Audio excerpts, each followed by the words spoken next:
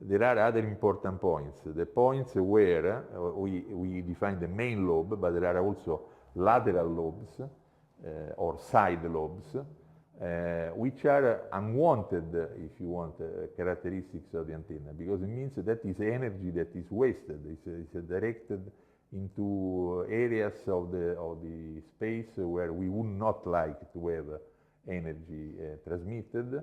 It's important, for instance, to define the so-called nulls, the first nulls. Those are the first two points in the angular space where the power of the main lobe gets to zero and then raise again because of these minor lobes. The distance, the angular distance between the first nulls on the right and on the left side of the antenna, on the main lobe, is called the beam width between first nulls, as simple as that. It's important, of course, it's related to the half power beam width. Is important also because it defines, for instance, the possibility of spacing satellites over the, just to make an example, the geostationary arc, because you want to direct your main lobe to the wanted satellite, and ideally you would like to have a null instead directed towards the adjacent satellite, because the adjacent satellite would be, from your point of view, a sort of interferer. We can look at this time at the two-dimensional rectangular plot of the antenna, and we see again the main beam. You see that directivity is usually normalized to 1 in dBs to 0, and again you can define a first lobe. The first lobe of an antenna, we'll see it later, is also important because the lower is the first lobe of the antenna, and the better somehow the antenna is, means that the antenna is able to effectively radiate the energy in the wanted direction. It's also important to have the envelope of all the lobes. It's important because the integral of the energy over all the side lobes would give you an idea of the directivity. All that energy is unwanted energy, energy that is somehow directed into wrong parts of the space. The nulls, the position of the nulls is also easily identifiable over a rectangular plot, and it's important in many applications to know how deep the nulls are and where they are located. So if we look at this slide here, we see two rectangular plots, and we can ask ourselves, can I derive, looking at the two plots, the information about the directivity, not maybe in absolute terms. So the two plots are normalized to 0 dBis, but I can look at the beam width of the main lobe, and I see that in one case, the left case, this beam width is much larger. On the right case, the beam width is smaller. So for what we defined before, I can easily say that the second antenna, the antenna on the right, is more directive. So without even having to make a calculation, just looking at the pattern of an antenna and looking at the angular width of the main lobe, I can immediately get an impression whether the antenna is more or less directive than another antenna. Then there is another important characteristic of an antenna that is called polarization. We said before that a propagating wave has got electric and magnetic fields always orthogonal, and one to the other, and orthogonal to the direction of propagation. Nonetheless, over time, the position, the plane in which for instance, electric field lays can vary. If it stays always, the electric field stays always in the same plane, we speak about linear polarization. The plane can be vertical, in this case we speak of vertical polarization. The plane can be horizontal, we speak of horizontal polarization. It can also be that the electric field instead rotates.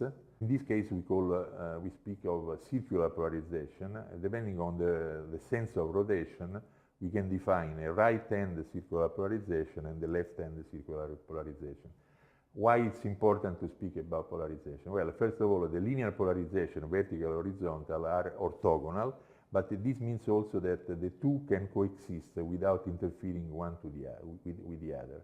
This is used in applications, in normal applications, satellite and also ground communications, because this way you can effectively double the used bandwidth. So if you have a certain available spectrum, electromagnetic spectrum bandwidth, and you operate in two orthogonal polarizations, you can reuse the same frequency. The two signals transmitted in one polarization and in the other would not interfere. And if the antenna is well designed, the antenna would be able to discriminate between a vertical polarization and an horizontal polarization. Of course, you need a particular design of the feed. The feed would be able to discriminate between vertical and horizontal, and on those two waves you would have independent signals. So you are actually using the same frequency or the same frequency bandwidth twice. And the same is also for circular polarization. Circular polarization is also the two right-hand and left-hand polarizations are orthogonal, so they can coexist again, and you can reuse the frequency spectrum. Circular polarization is mostly used in, for mobile applications. Why? Because it's more difficult to guarantee that the signal transmitted with the reflections and so on maintains the linear polarization. So from a mobile user, it's better to communicate over a circular polarization, while linear polarization are normally used, for instance, for satellite TV broadcasting. These are ideal cases. In reality, the electric field never is not completely in one plane. So in the normal case, in fact, you will have also a component on the horizontal plane, and in fact you speak of elliptic type of polarization. Getting into definition, in fact, polarization is defined as the orientation of the electric field of an electromagnetic wave. In the reality, the polarization is described as an ellipse. So special cases of this ellipse are the ideal cases I mentioned before. So the two linear polarizations, vertical and horizontal, and the two circular polarizations. As we said, when the electric field stays in the same plane, then we speak of linear polarization, and the two propagating waves in the two orthogonal linear polarizations can propagate without interfering to each other. And if instead the electric field rotates, we speak of circular polarization. They can be clockwise or counterclockwise propagating, and the two again are orthogonal, so they can propagate without interfering. It's also important to understand that linearly polarized electromagnetic waves and circularly polarized ones are not orthogonal. So you cannot use an antenna, a receive antenna designed for circular polarization to receive a linear polarization, or better, you can do it, but in this case you would have a loss by the way of 3 dB, so which is not negligible. So the antennas have to be designed to either receive or transmit in the polarization of the communication link. Otherwise, you would have, let's say, a sort of mismatch that would result in a loss. I already mentioned the fact that orthogonal polarization are used in a satellite communication system to effectively double the available frequency bandwidth. We can also define the term antenna cross-polarization. We said that an antenna is never 100% polarized in a single mode, linear or circular. So the cross-polarization, also expressed with the term X-pol, is the polarization orthogonal to the polarization being considered. So if I design an antenna for a linear vertical polarization, the cross-polar of this antenna, for instance, would be the vertical polarization. In case of circular polarization, if I am considering a link or an antenna that was designed to work in right-hand circular polarization, the cross-polar of this antenna would be the left-hand circular polarization. So we can define cross-polarization in terms of the power level in negative dB, indicating how many decibels below the desired polarization power level the cross-polar power level is.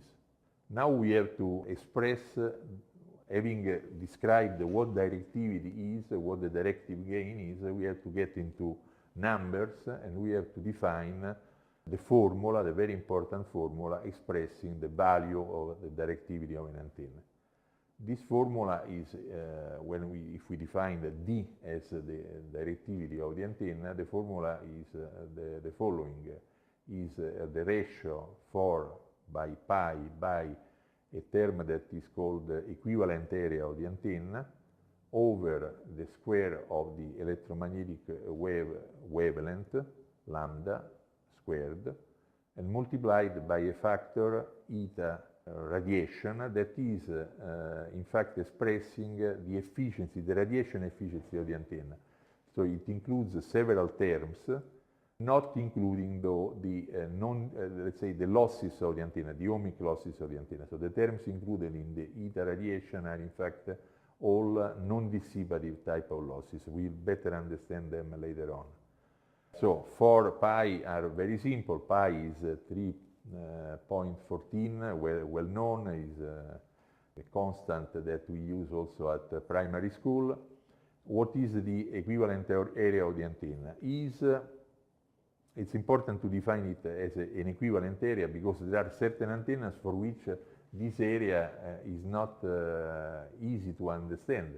So for instance, if I have a whip antenna, the whip antenna or a stylus doesn't have any area. So in this case, how can I speak of an equivalent area? Well, we can always mention, even for antennas that do not have an obvious area, we can speak of the area of a reflector of or a so-called aperture antenna that is leading to the same directive gain or same directivity as the antenna we are considering. For a reflector, it is relatively easy to understand, reflector antenna is relatively easy to understand what the equivalent area is because reflector antenna is an aperture antenna. The same is for a patch antenna. You can really see and define an area, and then maybe you weight the area by this radiation efficiency factor. For other antennas, this is less obvious. But this formula is very important. This formula, of course, is not expressed in dBs or dBis. So to get the value of the directivity from this formula in dBs or better dPis, dBis, I remember, is the comparison with an isotropic antenna. This is the definition of directivity. We have to take the 10 by logarithm base 10 of the formula or the expression that we see in the slide. There are, of course, the formula is very simple. You can easily calculate it with a calculator, but there are also some nomograms that can be very useful for quick and dirty calculations. Here is shown an example of this type of nomograms, very common some years ago, or maybe a bit less common today, but they can be useful to get an idea of what the gain of an antenna is. And this nomogram also shows some values for the eta. In fact, usually you take for a real antenna eta in terms of 0.5, 0.7. So you consider a radiation efficiency in terms of 50% or 70 to 70%. We'll see later what is the main cause for decreasing the radiation efficiency, and so having eta less than 100%. Also important is to understand that directivity is different from gain. What is the gain of an antenna? The gain of an antenna includes all the losses, dissipative losses that you might have inside or before the antenna. Let's make a very simple example. I might have an antenna that is very directive. We said that the directivity has to do only with the capability of the antenna to focus energy in a certain direction. But let's suppose that this antenna that is very directive, so potentially has got a very high directivity, is before the antenna, between my transmitter, let's say, my power amplifier, RF power amplifier, and the antenna, I have a long transmission line, very lossy, and so I have a very high ohmic losses. So it is true that the antenna is directive, but it's also true that before the antenna I have many losses, my RF signal gets down, so eventually the power radiated from the antenna is low. So we have to be careful in considering the antenna, the interface of the antenna, that inside the antenna I might have losses. The net value of the directivity minus the ohmic losses is in fact the gain of the antenna. So in the directivity, in the expression of directivity, we considered the electromagnetic type of losses or radiation losses that have to do to several factors we will consider looking at specific design of antennas. If we also consider the fact that there might exist ohmic losses inside the antennas, and we deduct these ohmic losses from the value of directivity, then we get the gain. So in terms of formulas, the gain of an antenna is the directivity multiplied by a different efficiency factor that is this time with the subscript ohmic, in the sense that it has to do with ohmic losses, dissipative type of losses. In terms of dBs or dBis, the gain in dB is equal to the directivity in dBi of the antenna minus a value L subscript ohmic in dB that is expressing the losses, ohmic losses, inside the antenna, at the interface with the antenna.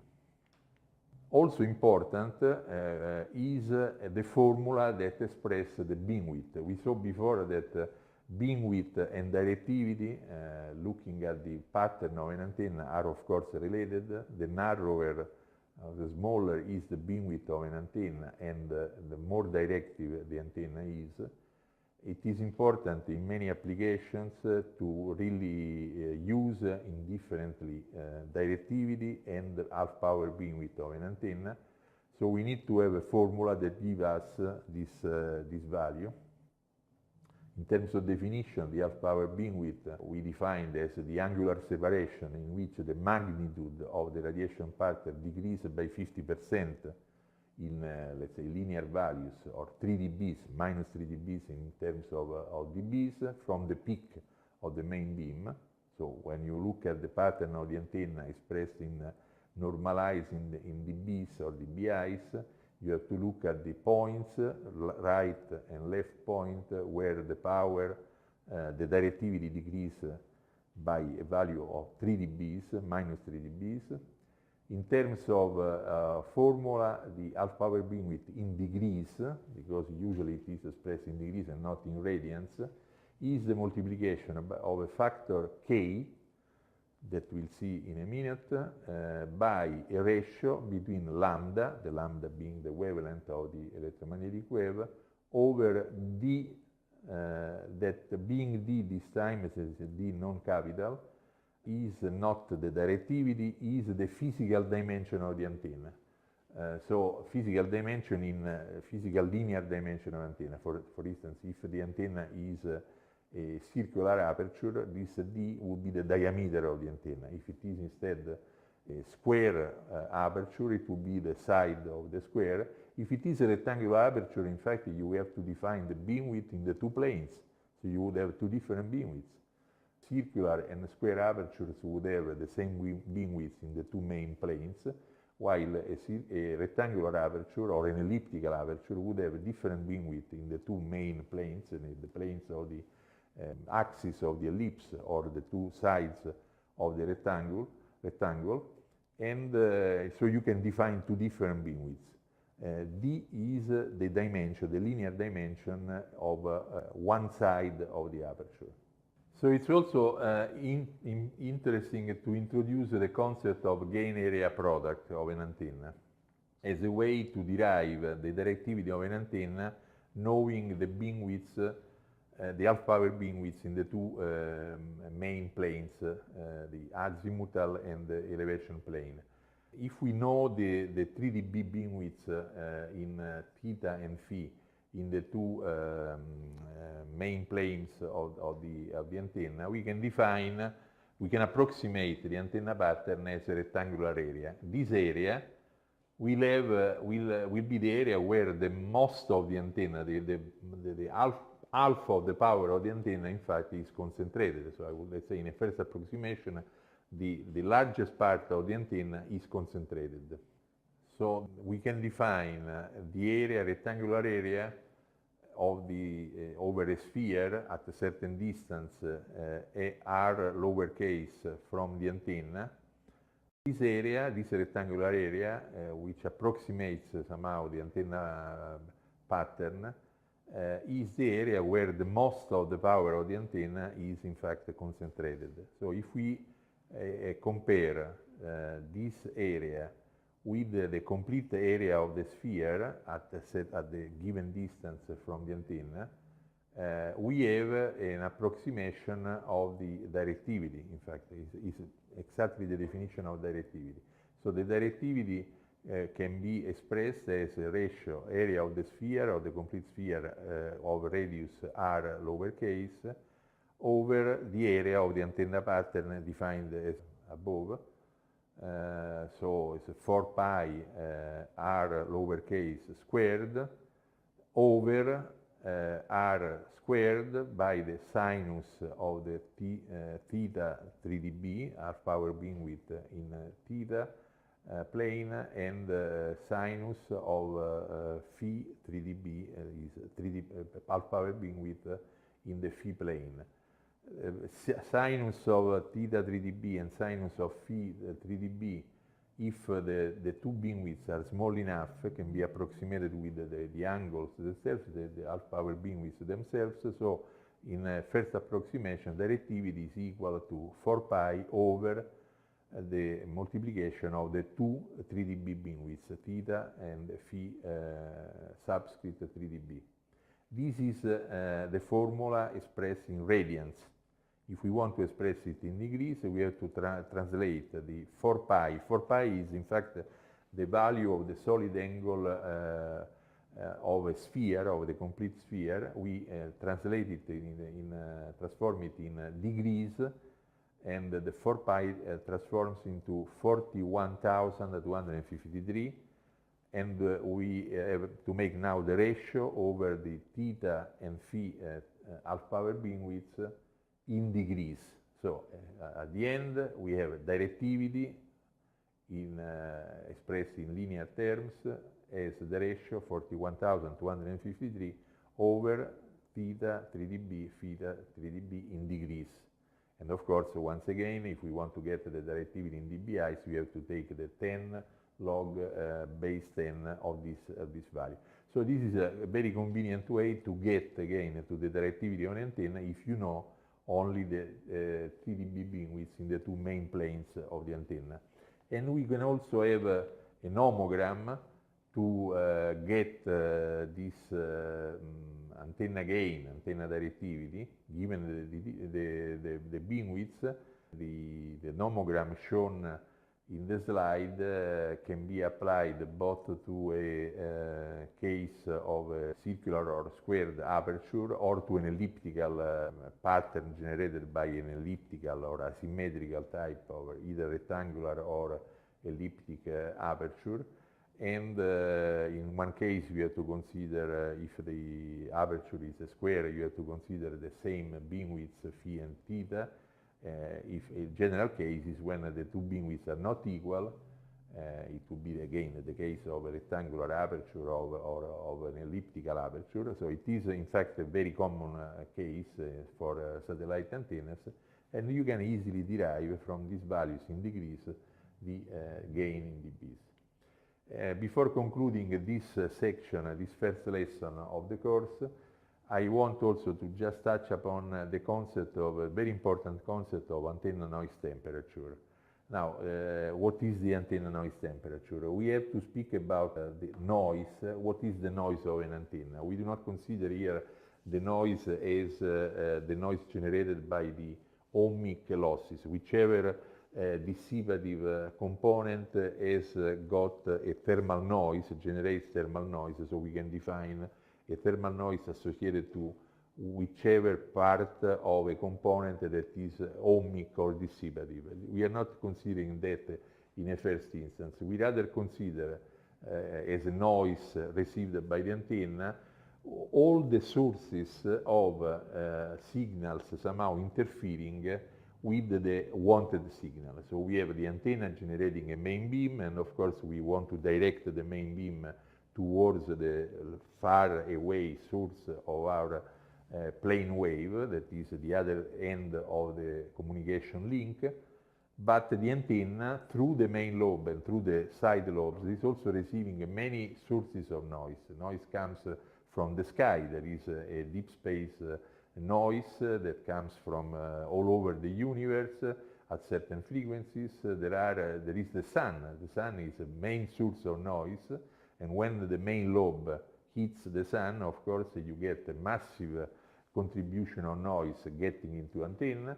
But you have also the stars. There are certain stars or certain planets that are particularly noisy, and you get noise also from there. Then you have the ground that is also somehow generating noise, electromagnetic noise, and you get that noise from the earth ground through maybe not the main lobe, but through the side lobes. So all noise received from the atmosphere, from ground, from stars, from the deep space, enters into the antenna, is weighted by the pattern of the antenna. So we can define a temperature T sub A, that is the physical temperature expressed in Kelvin, that a resistor, an hypothetical ideal resistor, should assume to generate a thermal noise that is equal in terms over a certain bandwidth to the noise, to the overall noise that is received for various sources by the antenna. The antenna noise temperature, of course, depends on the environment. If I put an antenna in a closed environment where there are no sources of noise, the antenna noise temperature is very low. When we consider the antenna noise temperature, we consider the antenna in the actual environment, and we consider the possible sources of noise that exist, for instance, for an antenna that is based on ground, a ground station antenna. And that is important. Why? Because at the end of the day, in our communication link, we want to maximize the signal of the value, the level of the wanted signal, is the signal that is carrying the information, over all the sources of noise, either thermal or atmospheric or sun, sky, and so on. And that is at the end defines the ratio, the signal over noise ratio, that characterize the quality of my communication link. So one contribution to this overall noise, system noise, that is received by my receiver end of the link also comes from the antenna. The antenna contributes with this noise through the antenna noise temperature T sub A. And this concludes my first lesson on antennas.